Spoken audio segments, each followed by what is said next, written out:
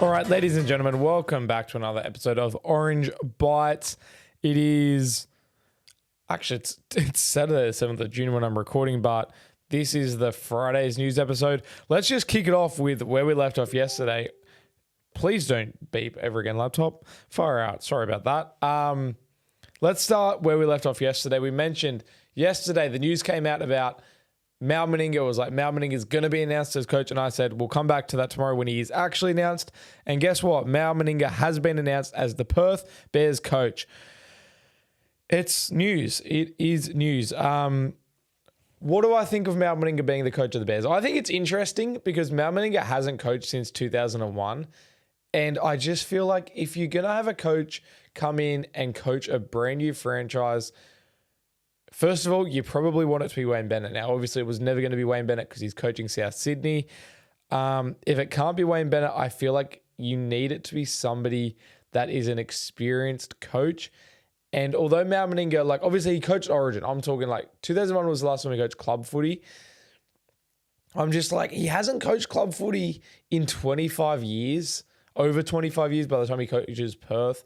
And like, yes, he's coached Origin, and then Australia, but he's always like kind of had knocks on him coaching those arenas, and he's sort of always been called a man manager rather than a coach. And I'm going to be honest, I don't think Mal Meninga is the right guy to coach Perth. Now, who is the right guy? Once again, if it's not Wayne Bennett, there's not really many great choices, but even someone like Kevin Walters, I would have had before Mal Meninga. I thought Brad Arthur was a shoo-in. Now, I'm not saying I would have gone Brad Arthur over Mal Meninga, but like running it through my head, maybe I would have, honestly. Maybe I would have. Yeah, I really thought Brad Arthur was going to get it, but I think Kevin Walters probably would have made the most sense. I know it didn't work out that well for him at Brisbane, but hey, Brisbane aren't going that good at the moment, so maybe Kevin Walters wasn't the problem. He literally got them to a grand final as well. And yeah, I don't know. I just like, for starting a new team, I feel like you need a coach that can build a roster. And that's where I'm like, I don't know if Brad Arthur's the right guy for that. But once again, maybe you don't need a coach that can build a roster. Maybe you get in a guy that can coach, and maybe you bring in a coach that can attract players, and then you put staff around him that can build a roster. I think Mal Meninga, in terms of pleasing the CEO and the NRL and sponsors and stuff, it makes sense. Because like at the end of the day, Mal Meninga is a legend of the game.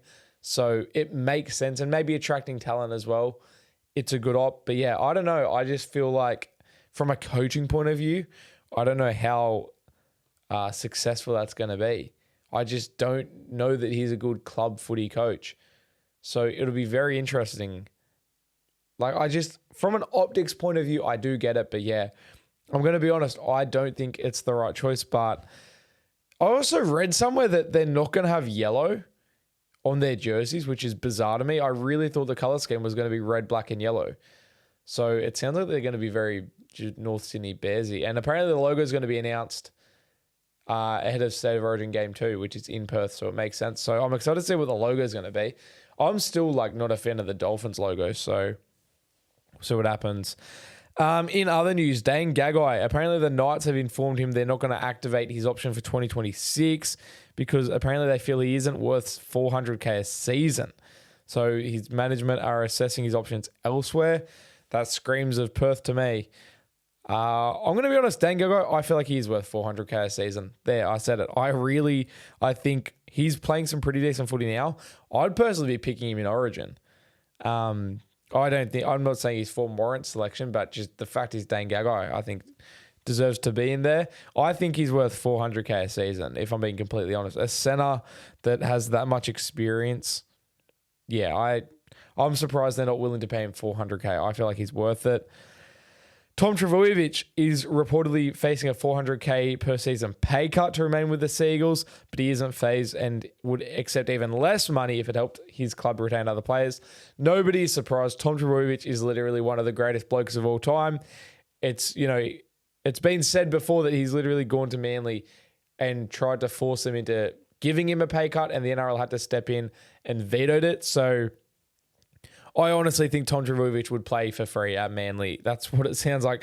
We talked about the other day how he's looking at going to Super League if it means he doesn't have to play against Manly. So I don't think I'm not surprised that a pay cut isn't going to phase him. Like, I think he'll take whatever pay cut he needs to take to stay at Manly.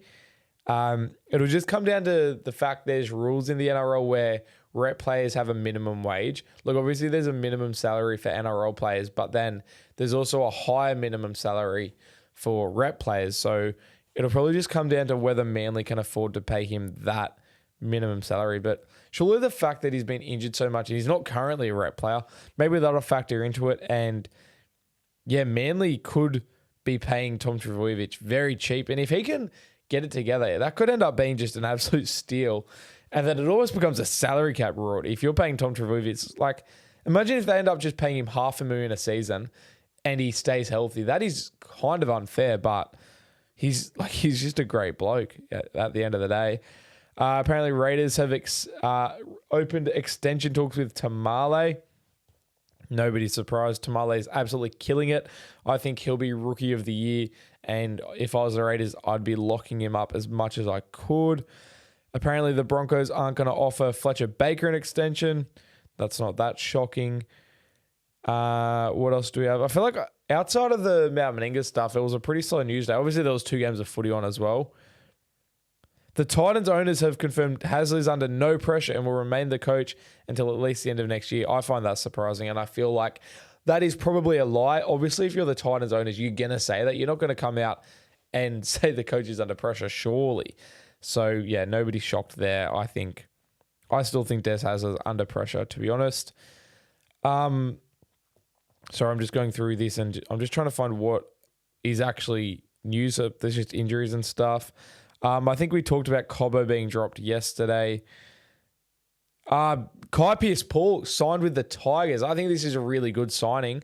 I think it's a great signing. Obviously, it's been in the talks for a couple weeks, and I guess with the Galvin news, him being moved on, it cemented it.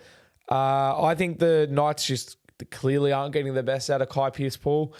That doesn't mean the Tigers necessarily are going to get the best out of him, but I think Kai Pearce-Paul can play a lot better than he is at the Knights, and if the Tigers can get some better footy out of him, I think it's a great signing. I don't know how much he's signed for, but it's a 3-year deal, and I just think it's a good signing. I think Kai Pearce-Paul is a talented player. I think he has a very high ceiling, and I think he can play a lot better than he is currently playing at the Knights. So good signing for the Tigers, in my opinion. I think it's an exciting signing as well. I'm keen to see what heights can he reach at the Tigers. It's not here, but in my head, some other news popped into my head, and then I just lost it from today. I don't know. We'll have a search. The 2 games today, I don't want to sit here and review games, but obviously the Storm beat the Cowboys pretty convincingly, but I'm not too worried about the Cowboys. I feel like I just think the Storm are going to win the comp. I think the Storm are a good footy team, so I wasn't shocked. I remember, but with the Knights coach and the booing. Todd Payton came out and said that this was crazy, actually. Todd Payton came out in his press conference and said, if Queensland want to win, they need to pick Tom Dearden at halfback. So that's I don't disagree, but crazy statement to just come out and, say that. Like, he wasn't bagging Daly Evans, in fairness, but Daly Evans is the captain of the state. And they probably are going to drop him, but I don't know. The way he said it was kind of wild. You got to go watch it yourself. The way he said it was interesting.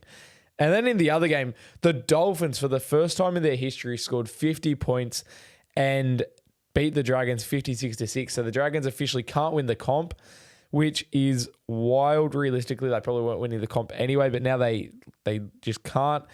Very, very shocking from the Dragons, and the Dolphins, very impressive.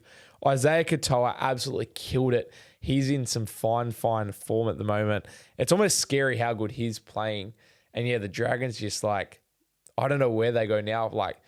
Lots of pressure on Kyle Flanagan. Just lots of pressure everywhere, really. Just a shocking performance. And then to wrap it all up, we talked about... Sorry, I keep hitting my mic. To wrap it all up, we talked about the booing yesterday with the Knights fans booing the players off at halftime, and then the coach came out and sort of bagged the fans and attacked the fans for booing. And then I sort of said yes, and it was well, they're sort of the reason they won.